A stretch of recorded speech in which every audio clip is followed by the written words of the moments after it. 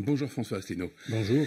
Vous êtes le seul, et vous soulignez volontiers cette différence avec les autres candidats, à ne pas vouloir renégocier les traités européens, mais à vouloir sortir purement et simplement de l'Union européenne, de l'euro et de l'OTAN. Vous mettez donc, si vous êtes élu, en œuvre l'article 50, et la France entre alors, comme vient de le faire la Grande-Bretagne, dans une période de transition, une période de négociation.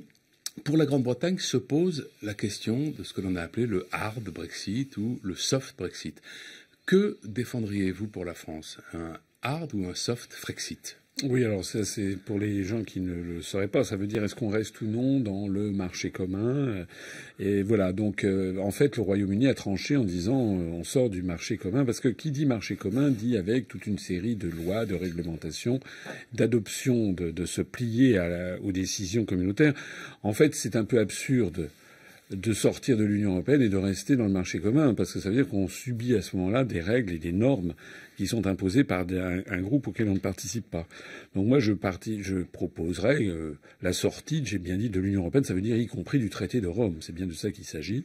Notamment, par exemple, vous savez, la fameuse directive Bolkestein sur les services découlait directement des traités, de l'application du traité de Rome. Voilà. Comment fonctionneraient nos rapports commerciaux avec nos anciens pays partenaires de l'Union européenne, en tant qu'anciens membres de l'Union européenne, qu'est-ce que deviendraient nos relations commerciales avec les autres?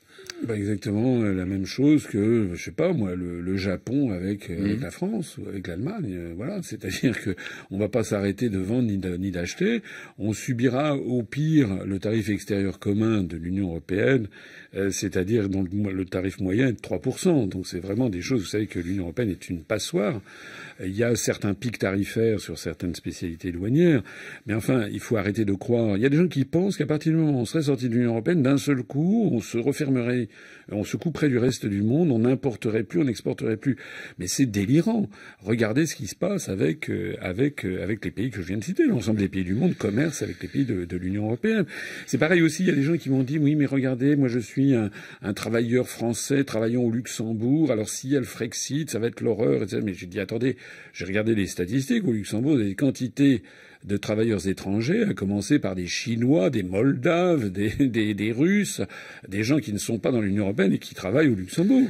Il faut arrêter de voir ça d'une façon fantasmatique. En fait, la sortie de l'Union européenne permettra à la France, et aux Français surtout, de récupérer leur souveraineté, c'est-à-dire leur droit de choisir leur politique. Et de récupérer de l'argent aussi, puisque vous dites que ça permettrait à la France de faire 34 milliards d'euros d'économies par an. Le différentiel aujourd'hui entre ce que verse la France à l'Union européenne et ce qu'elle reçoit est de 9 milliards en défaveur de la France. Voilà. Mais vous dites que ça rapporterait 34 milliards d'euros par an. Alors, cette différence-là, qui est donc de 25 milliards, elle vient d'où? Alors, vous avez raison. On donne chaque année 23 milliards, on reçoit 14. Et dans les 14, il y a par exemple l'aide aux agriculteurs, la politique agricole commune, l'aide aux collectivités, le FEDER.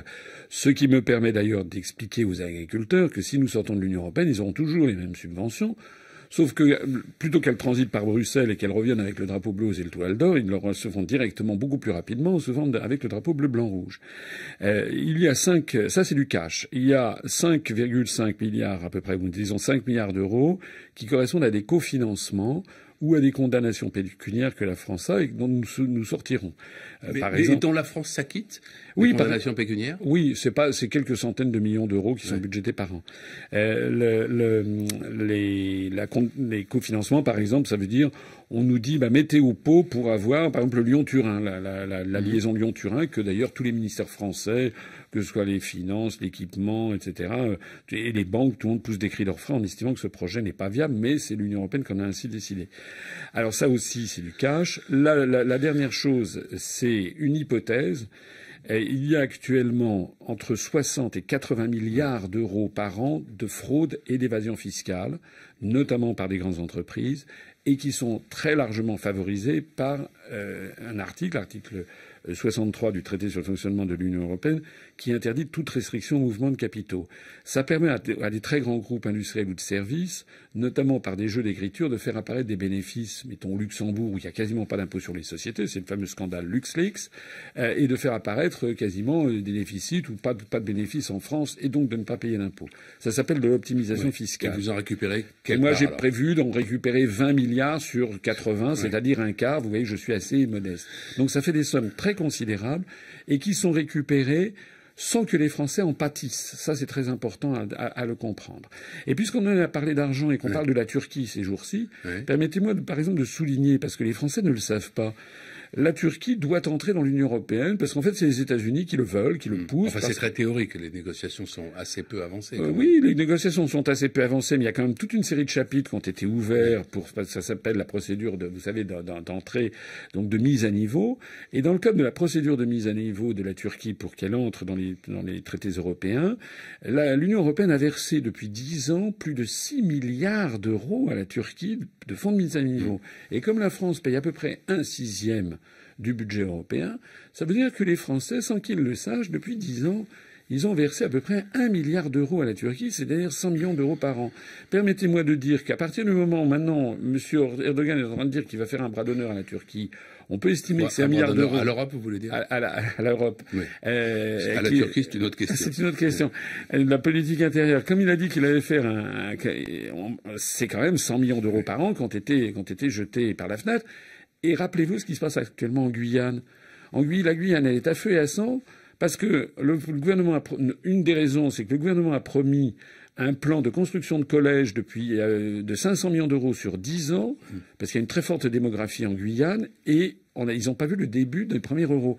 C'est-à-dire qu'on n'a pas les moyens de mettre 50 millions d'euros par an dans un département français comme la Guyane, et on a donné, sans que les Français le sachent, 100 millions d'euros par an à la Turquie pour qu'elle entre dans l'Union européenne, alors que les Français n'ont même pas été consultés. Alors, vous proposez, on n'aura pas le temps d'évoquer tout, mais vous proposez 3 grands débats nationaux organisés, dites-vous, de façon loyale et qui seront suivis chacun par un référendum. Il y en aura un notamment sur la dette, un sur la politique énergétique et un sur l'immigration. Sur l'immigration, quelle est la nature du débat et quelle est la question que vous posez lors du référendum? Alors, dans ces référendums, je voudrais, moi, mon action politique, depuis que j'ai créé ce mouvement, c'est je m'adresse à l'intelligence des Français. Je m'adresse pas au cerveau reptilien. Je m'adresse à leur intelligence. Et je considère que sur l'immigration, c'est un sujet très difficile parce qu'il touche des êtres humains, que personne ne quitte son pays par plaisir. Et donc, il faut que les Français, il y ait un grand débat national qui puisse durer plusieurs mois et qui se solde par des questions diverses. Par exemple, demander aux Français est-ce que oui ou non ils veulent que la France reste dans Schengen. Vous savez que Schengen et l'Union européenne sont deux choses disjointes. Par exemple, la Suisse, l'Islande et la Norvège sont dans Schengen, mais ne sont pas dans l'Union européenne, alors que le Royaume-Uni et l'Irlande sont dans l'Union européenne et ne sont pas dans Schengen. Donc on demandera ça. On demandera ce que les Français veulent le maintien du droit de sol. Sur Schengen, votre religion, à vous, n'est pas faite.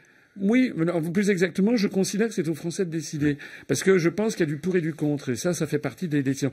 Vous voyez d'ailleurs au passage, certains me disent parfois, me comparent à M. Mélenchon ou plus souvent à Mme Le Pen en disant ils veulent sortir de l'Union européenne. Non. M. Mélenchon et Mme Le Pen ne veulent pas sortir de l'Union européenne. Vous voyez d'ailleurs, on l'a vu hier soir, Mme Le Pen, comme à chaque fois, c'est à droite toute, à l'extrême droite toute, elle a tapé sur les immigrés toute la soirée d'hier à sa réunion publique. Et si vous regardez sa profession de foi, comme celle de M. Mélenchon, il n'est pas du tout question de sortir de l'Union européenne. Eh bien, moi, c'est pas la même chose. Moi, je veux rendre aux Français leur indépendance, leur souveraineté, c'est-à-dire leur démocratie. C'est pour qu'ils puissent, par exemple, augmenter le SMIC, comme je le propose, à 1 300 € par mois. C'est parce que sinon, on ne peut pas. La Commission européenne nous l'interdit. Je veux également protéger les droits sociaux des Français. Je veux empêcher l'ubérisation généralisée de la société française. Eh bien, tout ça est interdit par les directives venant de la Commission européenne. C'est ça que je veux. La question de l'immigration est un sujet délicat, difficile, mais qui est disjoint. D'un mot, en quelques secondes, quel est votre objectif dans cette campagne? C'est d'avoir un score suffisamment important pour peser au deuxième tour, que votre voix compte? Écoutez, moi je suis comme tous les candidats, je pense, c'est-à-dire je veux faire un score très important et à la différence de certains, je pense que je vais faire un score qui va vraiment surprendre parce que il ne faut pas croire aux sondages et aux pseudo-votes utiles, il faut vraiment se mobiliser sur ses convictions. Vous allez voir, je pense que je vais faire la surprise au premier tour. Merci François Asselineau, bonne journée. Merci.